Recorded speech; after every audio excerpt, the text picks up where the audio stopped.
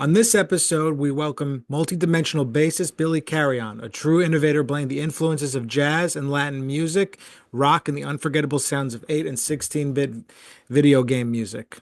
With over 20 years of experience collaboration with legendary musicians like Eddie Palmieri, Ray Barretto, and Giovanni Hidalgo, his unique musical journey reflects his mission to elevate every genre to its purest, most beautiful form.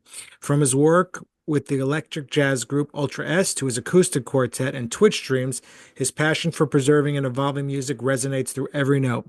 So join us as we explore his eclectic inspirations and creative projects. So Billy, my friend, good to see you. Good to see you as well, man. So we're just starting the new year. It's almost February right now, so I'm sure a lot of new things are on the horizon for you as an artist. So, kind of walk me through what's coming up and what the new year looks like for you. What are you excited about Sure. pursuing Well, this year? so to start, I actually over this past weekend I was in the studio at Tedesco, um, doing the acoustic quartet, which is called Higher Standards. It's sort of a culmination of about almost a year of kind of events that kind of went on in my life that sort of shaped where I'm sort of taking myself as an artist now. At the end of 2023, I wound up getting Bell's palsy. So originally a saxophonist, which was my main thing. I unfortunately fell into the 10% of people that kind of have permanent nerve damage. So I can no longer play any woodwind instruments or anything like that anymore. So for sort of the last year, I really was like, well, I guess it's bass time. It's really, it's time. I mean, obviously, I practice the instrument and I give it the respect it deserves. But I'm like, let me dig into it. So it's been a culmination of that and a series of events that sort of transpired in my life where I've been playing with fellow musicians Campbell Charshi and, of course, Jarrett Walzer, who we always play with, fantastic drummer, who you've had on this podcast as well.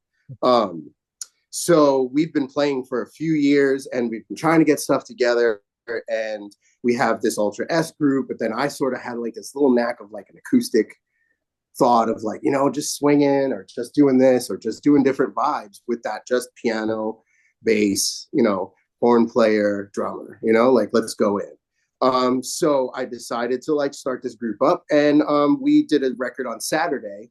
It's an EP of like sort of like my favorite cover choices and things that sort of explain a little bit of who I am, as well as sort of introducing the group and what their abilities are going to be, for the forthcoming stuff. Wait, So I'm we're sorry. just I'm sorry to interrupt. no, no Um, worries.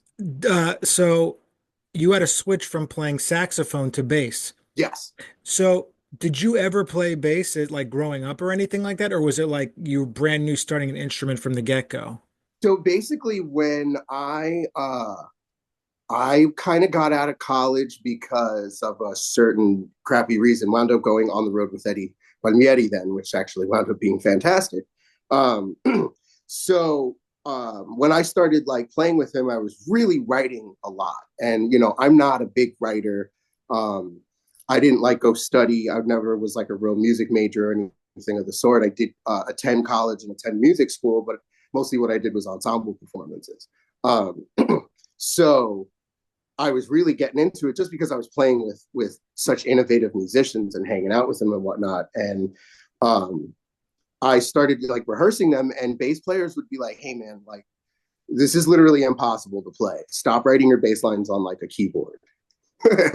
So um, it literally was like, okay, so if I can play the bass line on a bass, if I like borrow my buddy's bass or something, and I can do it, then it's feasible for a professional bass player to do it. And I sort of inadvertently taught myself the bass that way. And then started falling in love with it and getting more serious with it.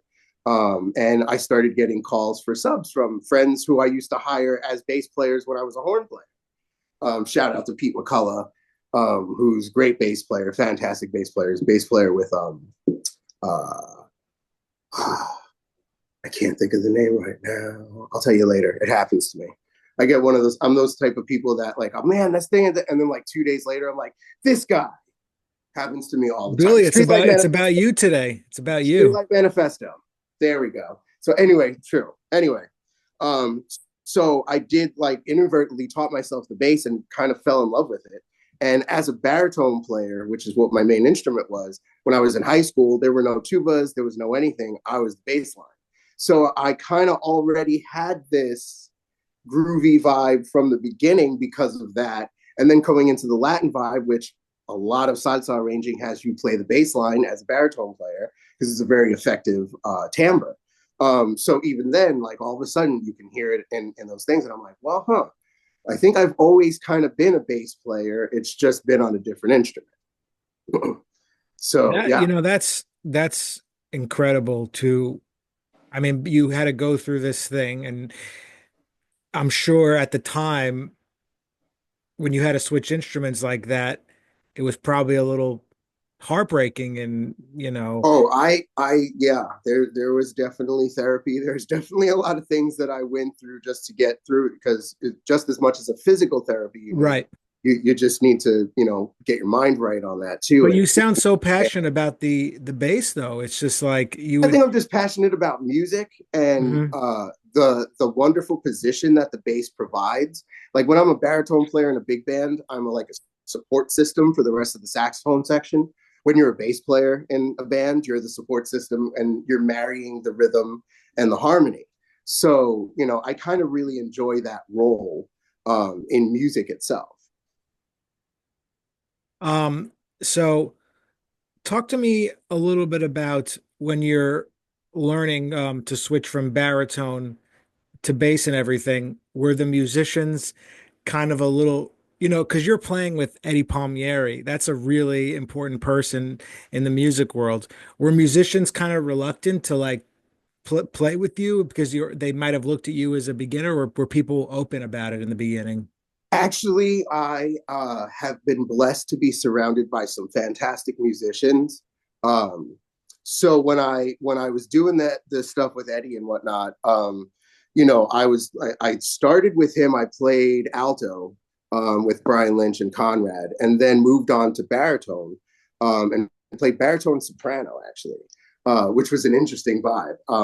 So like that was sort of like laid out for me and everything, and bass playing like I said, I was subbing here and there on some gigs and kind of starting up a group and trying to think about it because I always loved fusion music and I've always been a fan of it. I'm like, well, hey, here's my shot to really dig into it.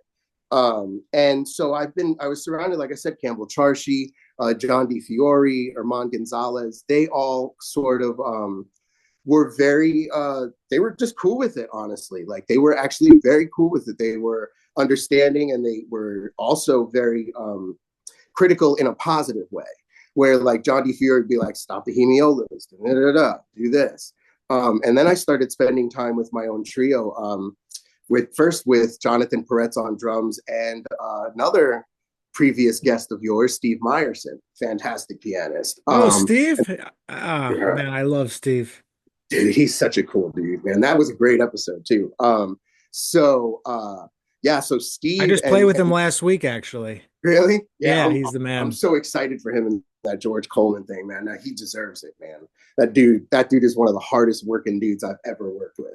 Yeah, he's Um, special for as a, sure. I like Steve a lot. as a matter of fact, I was trying to get a session. The way I met him was I was doing a session with like Ravi Amin and Nat Janoff, and had this other pianist who I won't name, and kind of bailed out on me 2 days before the first rehearsal, when we were going to have two rehearsals and the session. And that was it.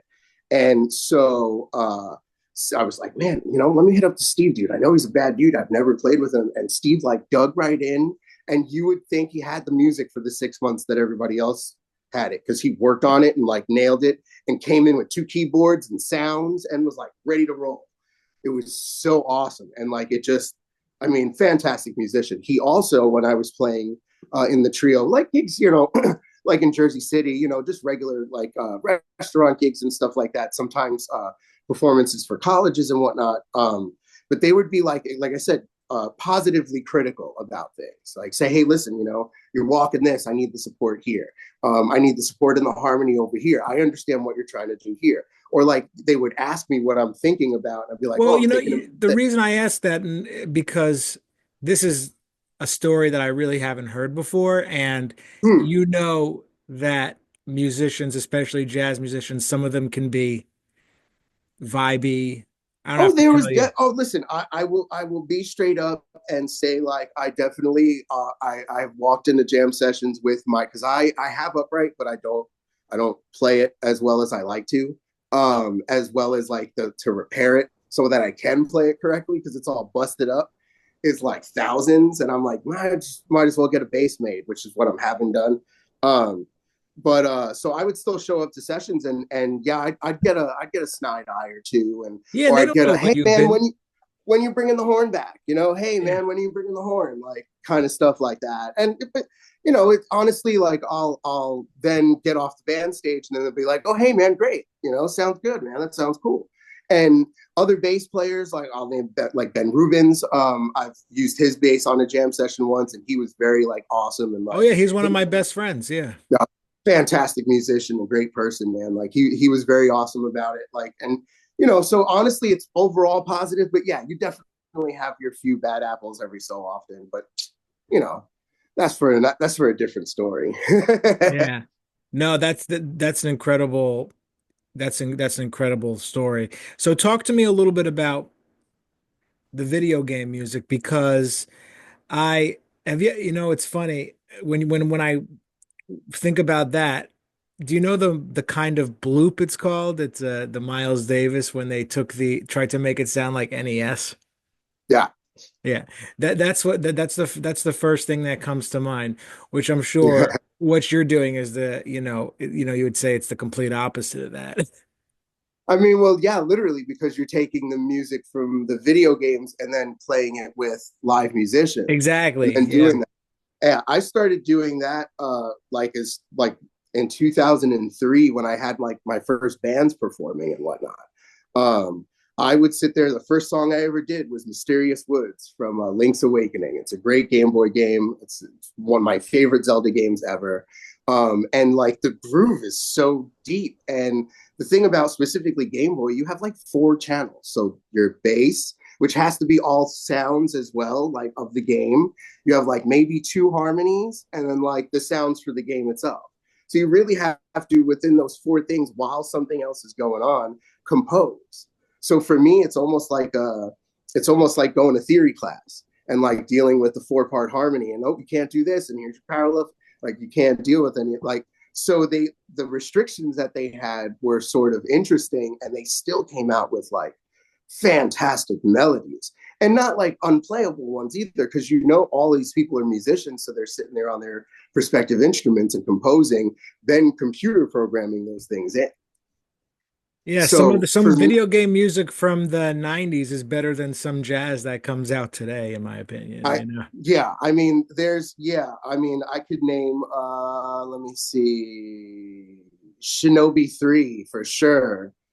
Um, yeah, there's some fusion music on there that'll blow your mind. It's pretty interesting, some of those melodies.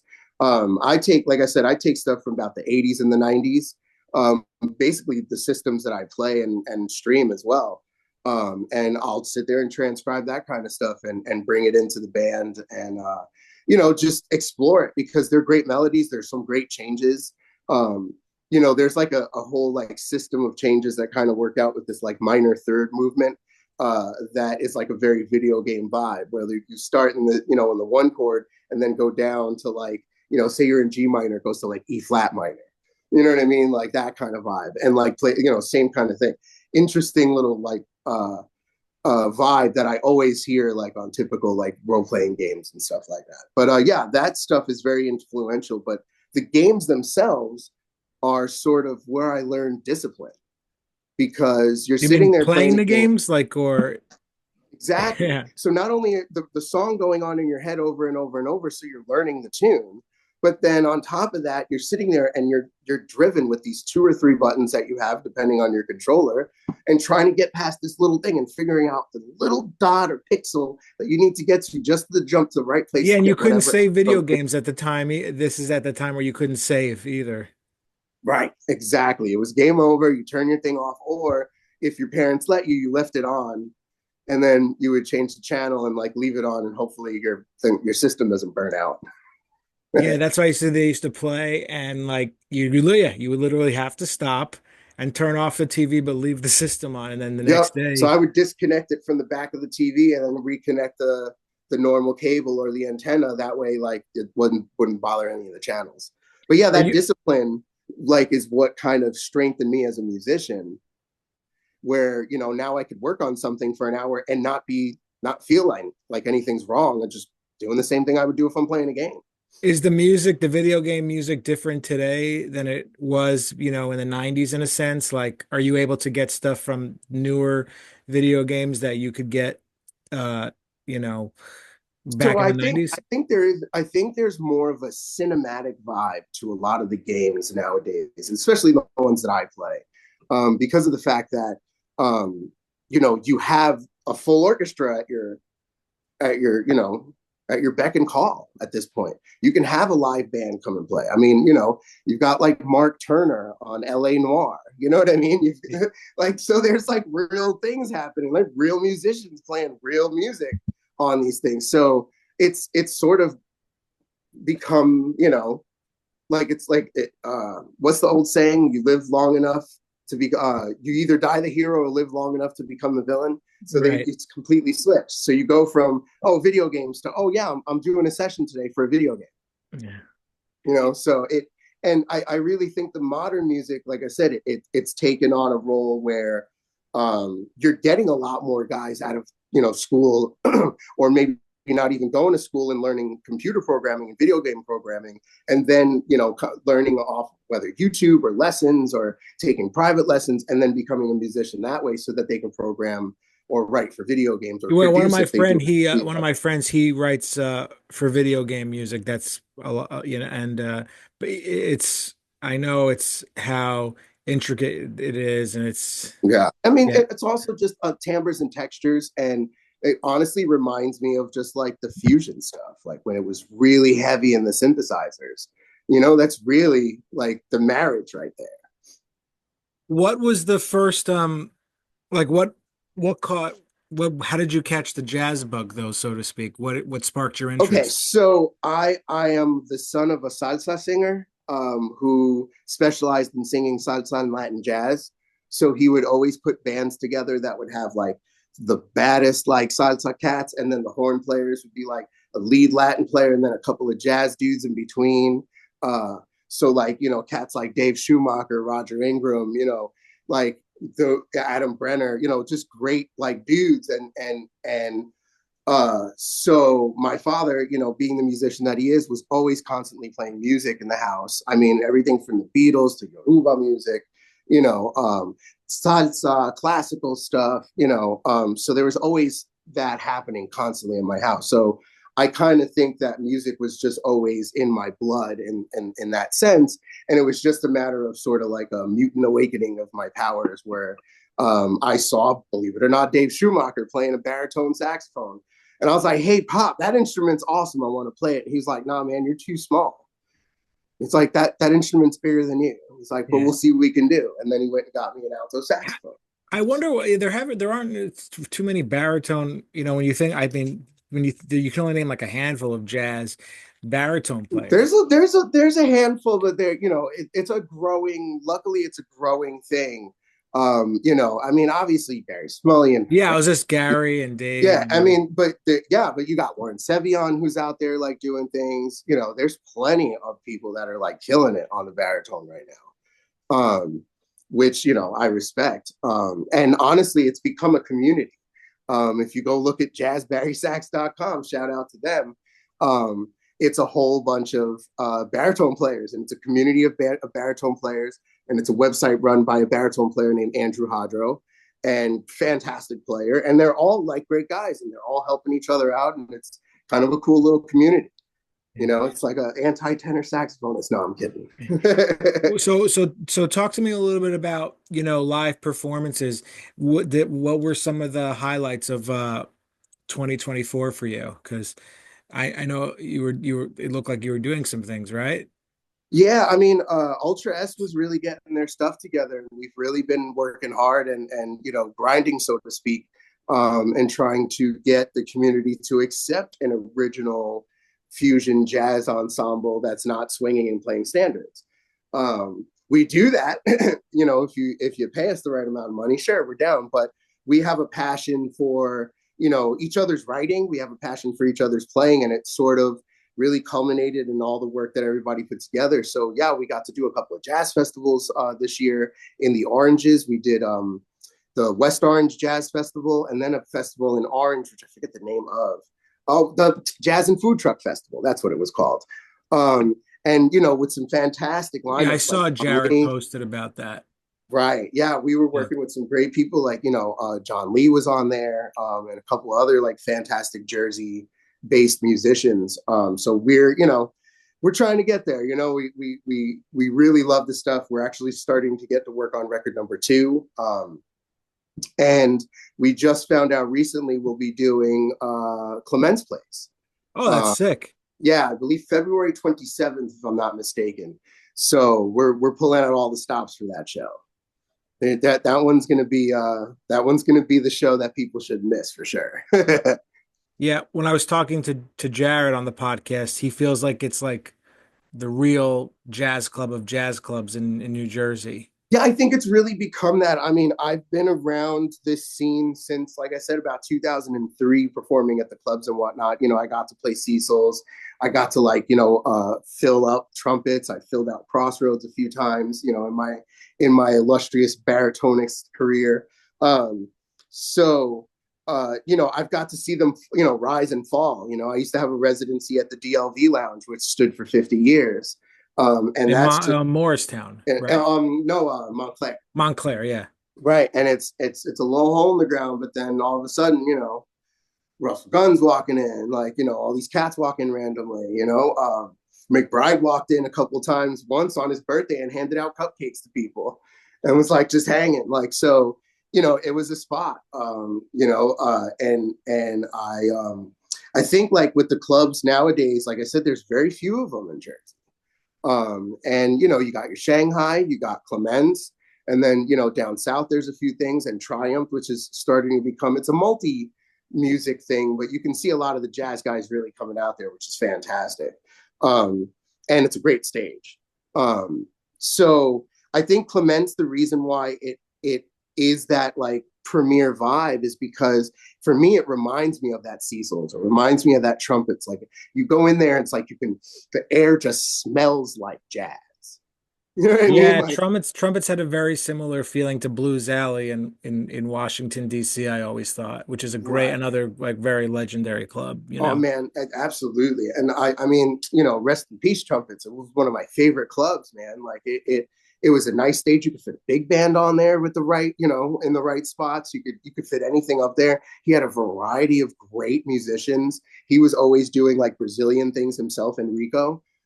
Fantastic harmonica player, jazz harmonica player. So he would be doing that kind of stuff. He'd let the fusion stuff happen. Diane Mosier was actually the person that got me the gig there. Fantastic writer, and her big band used to play there regularly. He gave me my first jazz club. I mean, I played jazz gigs, and he gave me my first jazz club gig in New Jersey in the early 2000s. That's so awesome, man. Yeah. So, that's the vibe there, man.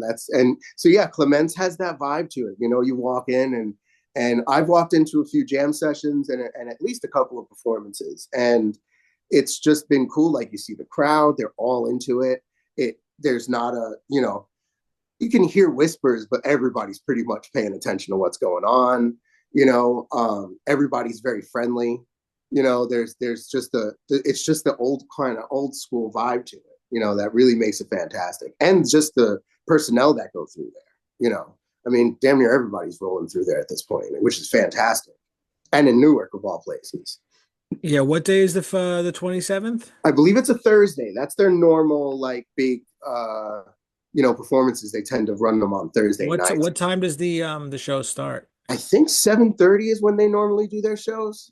I'm not 100% certain. Are you doing two sets that night, or? Yes, we're going to be doing 2 sets. So there's probably a 9 o'clock set too. Yeah, probably. Yeah. I'm trying to make it out to the later one. Yeah, we're going to pull out all the stops. We're bringing in all the fun sounds. We're also going to use the piano that's there.